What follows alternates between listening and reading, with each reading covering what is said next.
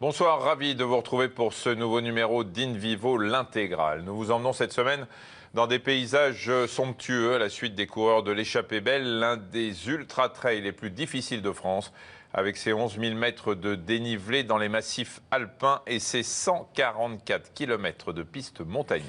Au départ, 1000 candidats, amateurs de tous âges et de tous milieux, tous conscients de la souffrance qui les attend. Qu'est-ce qui les pousse à s'engager dans une épreuve aussi difficile ? Pour tenter de comprendre, au-delà de l'exploit physique, l'incroyable force psychique qui permet de surmonter la douleur et le découragement, une de nos équipes a suivi plus particulièrement 3 participants. Erwan Leroux, qui avant de se lancer sur les sentiers alpins a gagné la route du Rhum. Lionel Bonnel, berger et guide de haute montagne. Et Émilie Lecomte, championne de course de fond. L'Échappée Belle, l'Ultra Trail de choc. Un reportage signé Jean-Philippe Bellody et Gérard Thomas.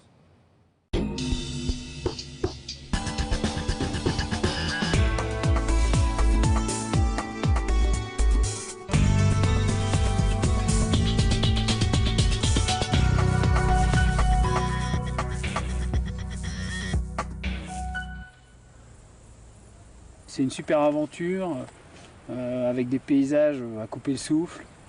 Voilà, c'est un truc que je connais pas. Allez, go, fonce. Cette super aventure, c'est l'Échappée Belle, une course éprouvante dans le massif alpin de Beldonne, un ultra-trail de 144 km. Erwan Leroux a choisi de plonger dans un univers qui lui est totalement inconnu. En fait, le Breton est plus à l'aise sur un bateau. Il est skipper et dans la catégorie multi-50, il gagne tout. La Transat Jacques Vabre, la Québec-Saint-Malo ou encore la dernière route du Rhum. Pour être marin, il faut une bonne résistance physique. Alors, pour préparer la Transat Jacques Vabre, Erwan participe au 2e parcours de la course, plus court, mais quand même 85 km en pleine montagne. Je vais quand même à l'aventure, je vais dans un truc que je connais pas. Donc on a quand même une bonne boule au ventre et on a une grosse appréhension parce que je vais sur un dénivelé qui est assez fort. Est-ce que je vais être ramassé après à la petite cuillère? Est-ce que ça va bien se passer? Il y a une part quand même de drogue quand on génère peut-être de l'adrénaline qui nous pousse toujours à repousser ces limites-là et finalement bien aimer aussi se faire mal aux jambes, se faire mal aux bras. Pour réaliser un autre sport. Cette course est un véritable défi physique, mais à 40 ans, Erwan Leroux affiche la maturité de l'âge et de l'expérience. Ça reste aussi une forme de préparation pour moi, donc je ne vais pas accélérer dans les descentes, je vais plutôt être debout sur le frein. Moi, il ne faut pas que je me blesse, hein. Mon objectif principal, c'est d'aller faire de la voile et de continuer mon boulot de skipper. Une certaine appréhension que partage Lionel Bonnel.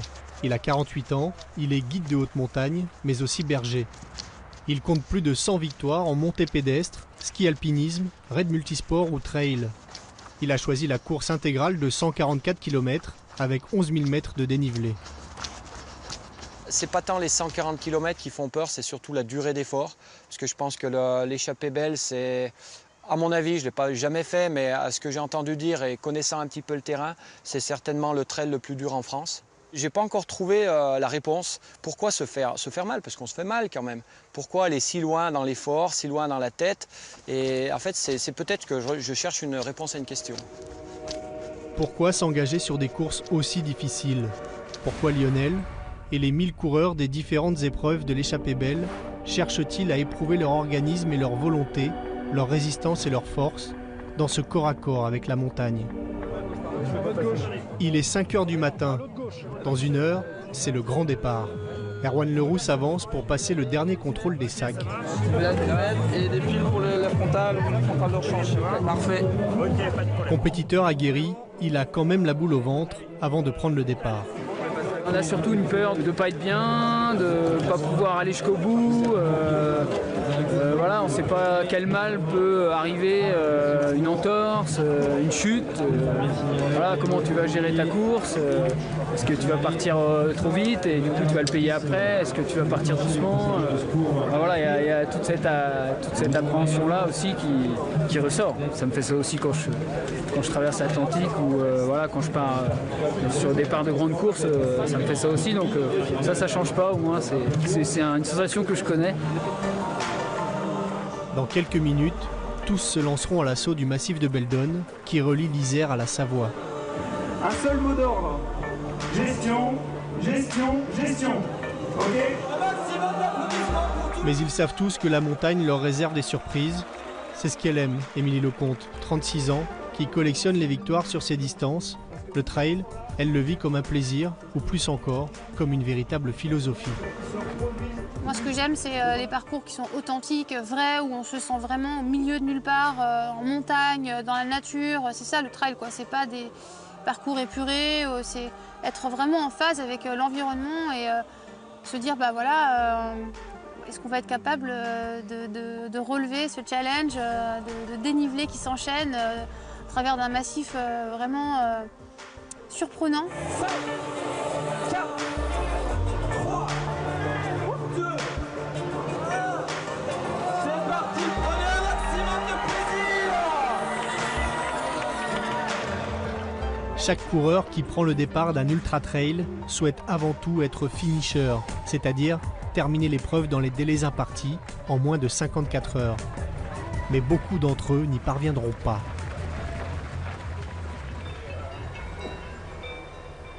Le jour s'est levé sur le massif de Beldon. Après plus de 2 heures de course, Lionel Bonnel se retrouve dans le groupe de tête. Emporté par le rythme des premiers, il s'est pris au jeu, une cadence soutenue qu'il sait maîtriser sur une centaine de kilomètres, et même si la course en fait 144, il profite de la fraîcheur matinale pour avancer. En fait, j'ai fait tout ce que je voulais pas faire, c'est-à-dire partir devant. Donc on va pas attendre les autres. Mais bon, pour l'instant c'est du bonheur. Bonne température, c'est idéal. Derrière le rythme effréné de Lionel et du groupe de tête, Émilie Lecomte arrive quelques minutes plus tard, détendue. Bonjour. Ça va? Comment ça se passe ce début? Bah ça va. Mais bon, c'est que le début. Ici c'est bon. Émilie et les concurrents sont en pleine ascension des premiers cols qui les mèneront à près de 3000 mètres d'altitude. Mais pour les sportifs aguerris comme elle, le début de la course n'est qu'une formalité. Ça va, c'est pas trop dur au début? Ça va. Je profite des parties qui roulent. Bon. T'as plus alors? C'est ici, au PC Sécurité, que l'on centralise les informations. Une balise GPS placée sur chaque coureur permet aux secouristes d'intervenir plus rapidement en cas de besoin. On peut localiser la victime sur le parcours grâce à une petite cartographie et ensuite affecter un moyen de secours si nécessaire pour aller à la rencontre de ce patient, le prendre en charge, effectuer les soins nécessaires.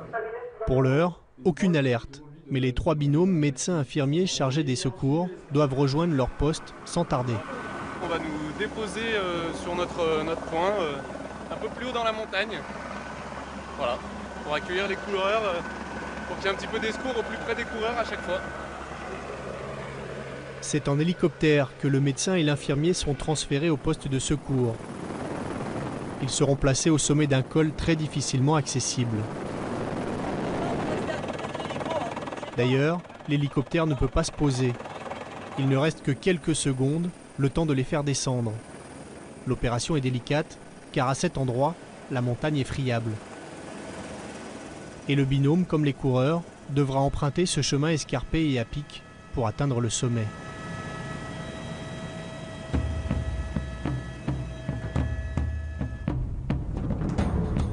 Le soleil brille depuis 3 heures et commence à fatiguer les organismes. Tous sont partis à l'assaut des premiers cols et certains sont déjà à la peine. Devant, Lionel Bonnel tient bon sur les pas de Guillaume Bernard, lui-même trailer expérimenté. Allez les gars! Merci, merci. c'est tout bon ça. Merci. Ils franchissent en tête le col de la Botte. On va arriver au lac. Ouais. Tellement beau. Super. Hein. Cela fait 3 heures qu'ils courent et toujours aucune trace de fatigue.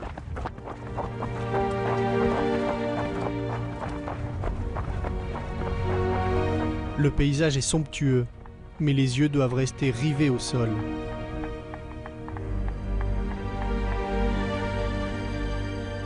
Les montées sont exigeantes, mais les descentes sont souvent beaucoup plus périlleuses et demandent une attention de chaque instant, car les pierres sont partout et les chutes fréquentes. Émilie Lecomte continue de s'accrocher. Elle vient de dépasser Guillaume Bernard qui courait en tête il y a quelques heures, mais il donne des signes de fatigue. Émilie, elle, dévale les pentes à vive allure pour rejoindre le ravitaillement du Plénay au kilomètre 62. Revigorée par sa 4e place au général derrière 3 hommes, et même après 11 heures de course, ne lui parlez pas de souffrance.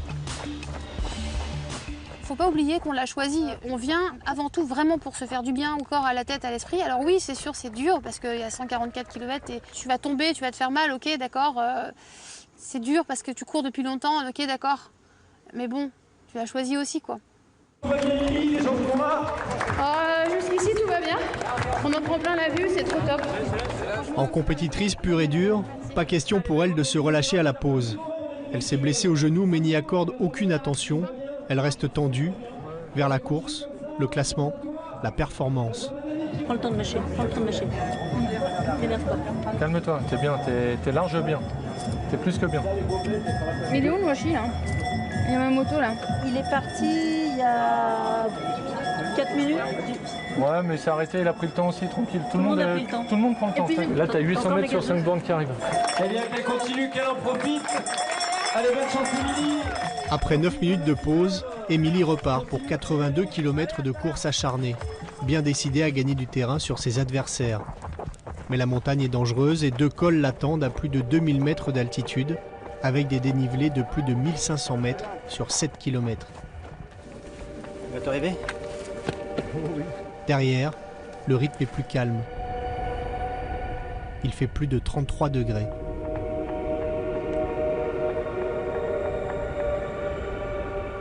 Guillaume, un petit mot, parce que je crois qu'il y a une blessure, hein, une blessure au doigt.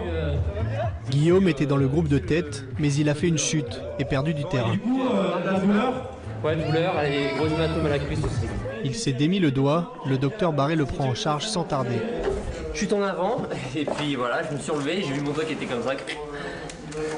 Il s'est redressé un peu, mais sinon il était à 45 degrés. La cuisse aussi, je crois. J'ai un hématome à la cuisse, ouais, qui me fait mal quand je cours.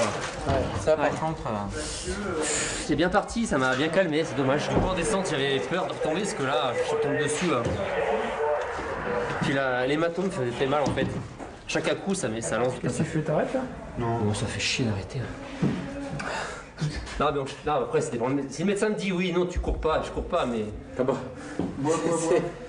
C'est moi qui dois prendre la décision pour toi? Bah, je sais pas, si tu me dis oui, bah, c'est pas conseillé de courir avec ce doigt, je cours pas, mais. Le doigt, s'il est soigné, c'est ta cuisse, hein, surtout. Hein. On pense à autre chose. Le médecin lui fait une piqûre d'anesthésiant pour pouvoir remettre son doigt en douceur. Ça chauffe un peu. Oh, tu fais pas semblant là. C'est bon ça, hein? Allez, on laisse agir. J'adore ça. Fais-moi voir ta cuisse. C'est là-dessous. 5 milliers de Belden. Ah bah ouais. Mis à part des Doliprane, enfin des antalgiques. Ouais, antalgique, ouais. Tu me préviens bien? Tu vas te tenir le coude, juste simplement. Vas-y, feu. Allez. Je sens rien. Un peu, mais ça va. C'est bon tout ça. Je vais te l'immobiliser celui-là avec le doigt plus long pour qu'il bouge, d'accord? Ok. Allez. Ça fait clac-clac, j'ai rien senti. Ils sont forts. C'est un métier, hein? C'est un métier, hein. Déjà fini. Les soins terminés, Guillaume est reparti. Malgré la douleur, il refuse d'abandonner, il ne veut pas renoncer. Lionel Bonnel, lui, est à mi-course, avec une demi-heure d'avance et tout le monde l'attend. Mais Lionel n'arrive pas. Allô? Allô? Lionel? Oui? Ça va? T'es où? Bah là, j'arrive au parking, là. En dessous de France. En dessous de... À la Valoire. À la Valoire? Énorme surprise. Lionel a abandonné, victime d'une hernie discale, alors qu'il se lançait fougueusement à l'assaut d'une côte. J'ai voulu peut-être aller un poil vite, appuyer un peu plus sur les bâtons, me casser un peu en deux. Et bon, c'est une hernie que je traîne, j'ai 2 hernies que je traîne depuis une dizaine d'années. Plus je montais et plus ça me coinçait, quoi, ça me tirait. Puis bon, quand c'est comme ça, je commence à sentir des piqûres aux doigts de pied, là, comme si ça me piquait au bout des doigts de pied. Donc là, c'est vraiment que ça va un peu loin, quoi.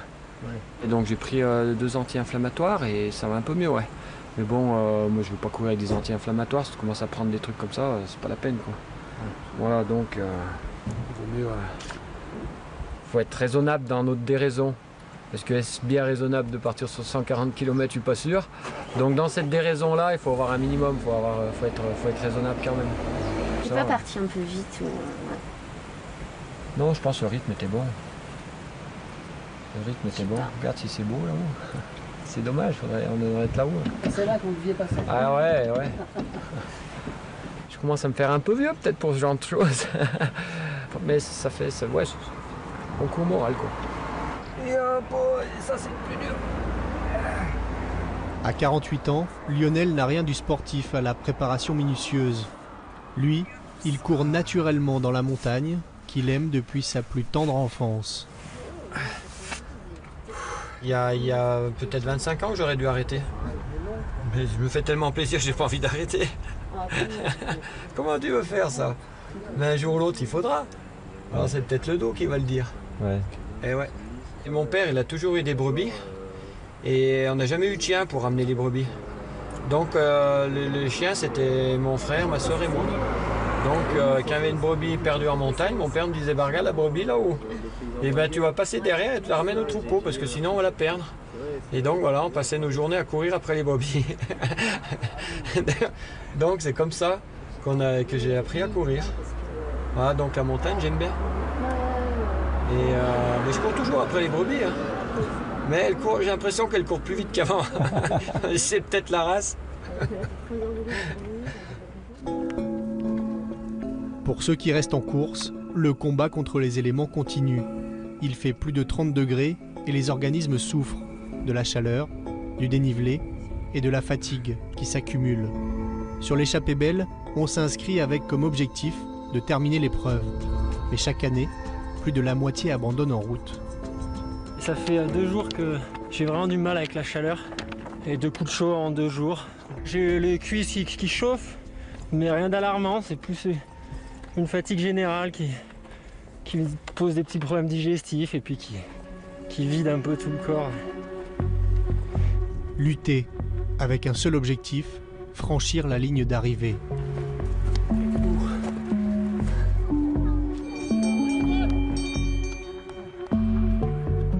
La course s'étire sous le soleil cuisant.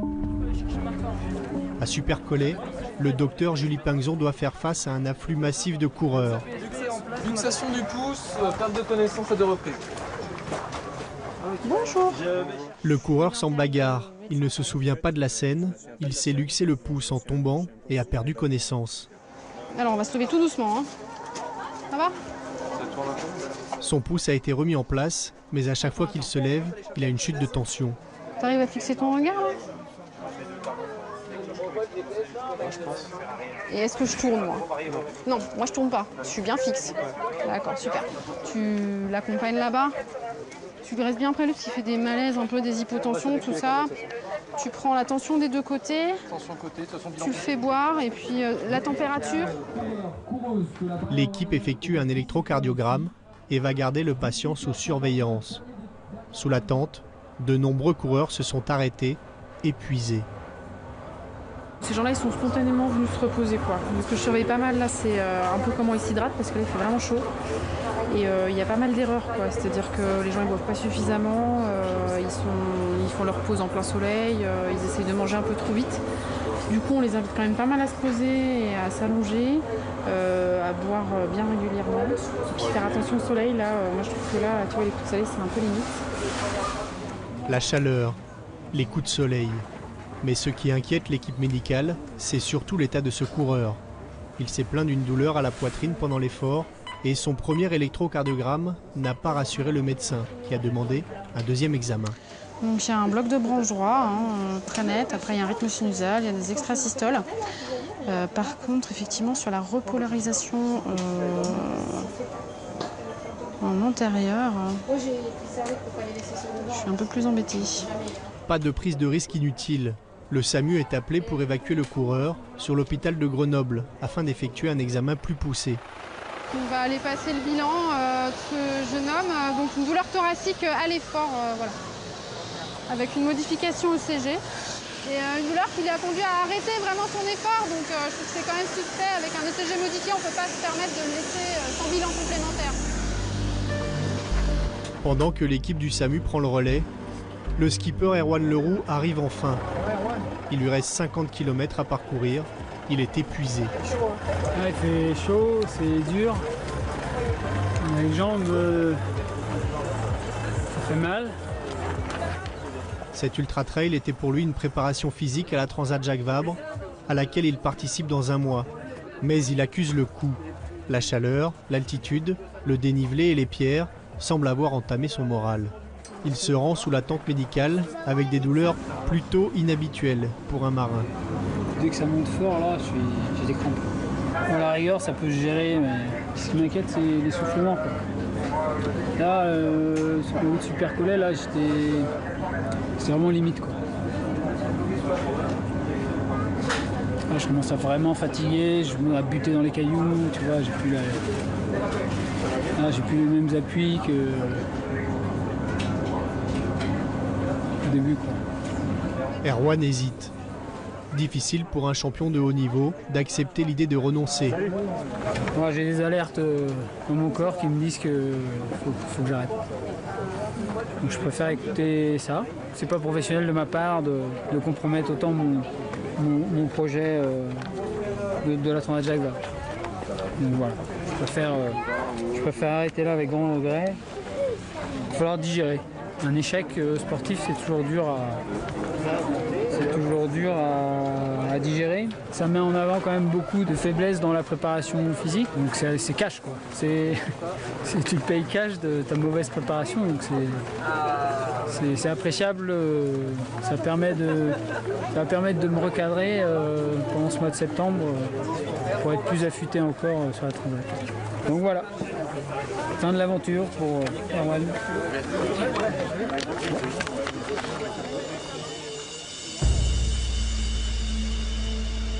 La nuit, la fraîcheur incite les coureurs à continuer. Malgré l'obscurité, des organismes fatigués et des chemins délicats, ils avancent à petits pas. Ça va? Super. Ouais. J'ai juste plein d'ampoules aux pieds. Ouais. Mais sinon le reste ça va super. Certains ont fait une pause et avant de repartir, équipés pour la nuit, ils montrent un enthousiasme un peu plus nuancé. C'est vraiment des sentiers qui sont très difficiles, moi je reviens pas. On est planté à 4 km/h en montée et en descente. Il faut être hyper vigilant. Parce qu'après, si on met les pieds sur des cailloux qui bougent, on peut tomber, on peut se faire mal.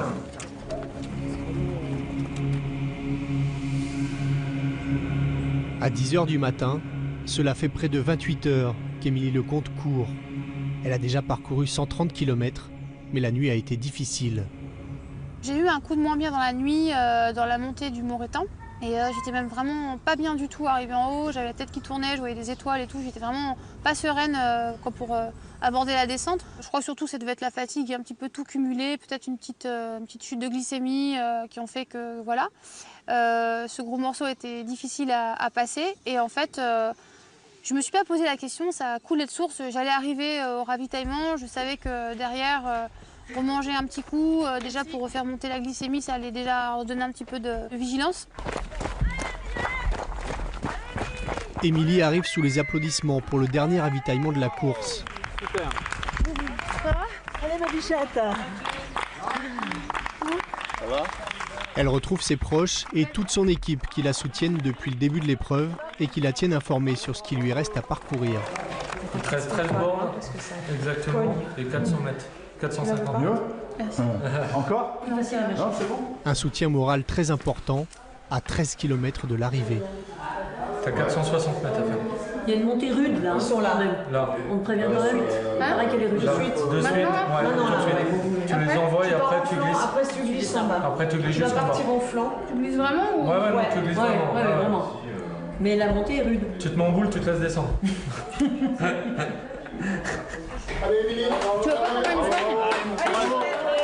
Surtout, ne pas dormir, ne pas s'asseoir, ne pas écouter son corps et repartir assez vite pour ne pas perdre la volonté de continuer.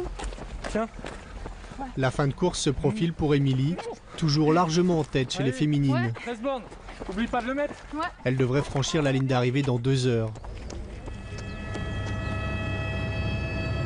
On va au refuge de Léa pour chercher un patient qui semble déshydraté, qui vomit, qui ne peut plus se réhydrater. Le coureur qu'il faut aller chercher en hélicoptère a pu rejoindre ce matin un des chalets de secours disséminés le long de la course. Bonjour. Bah, il a le sourire. Ça va mieux là, il a récupéré les jambes en l'air et tout.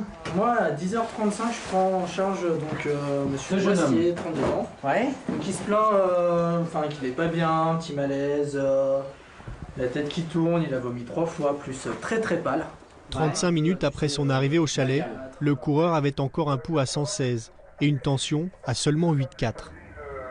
Peut-être une perfusion, que tu aies un petit peu de liquide quand même, avec un sérum salé et sucré, et puis là un médicament antiémétique pour éviter de revomir, surtout pour progressivement se réalimenter seul, sans vomir. Voilà, on est prêt au décollage là. Maintenant perfusé, Mathieu va pouvoir être transporté vers le poste médical avancé de la course. À Aiguebelle, Émilie Lecomte en termine avec sa course.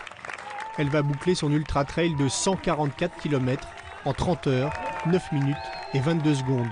5h30 d'avance sur la deuxième femme. Elle explose le record féminin de l'épreuve et surtout termine 3e au général. Émilie Lecomte, Maintenant, elle va récupérer pendant une petite semaine et se préparer pour son prochain grand défi, la Diagonale des Fous. Une course de 164 km qu'elle a déjà gagnée 2 fois.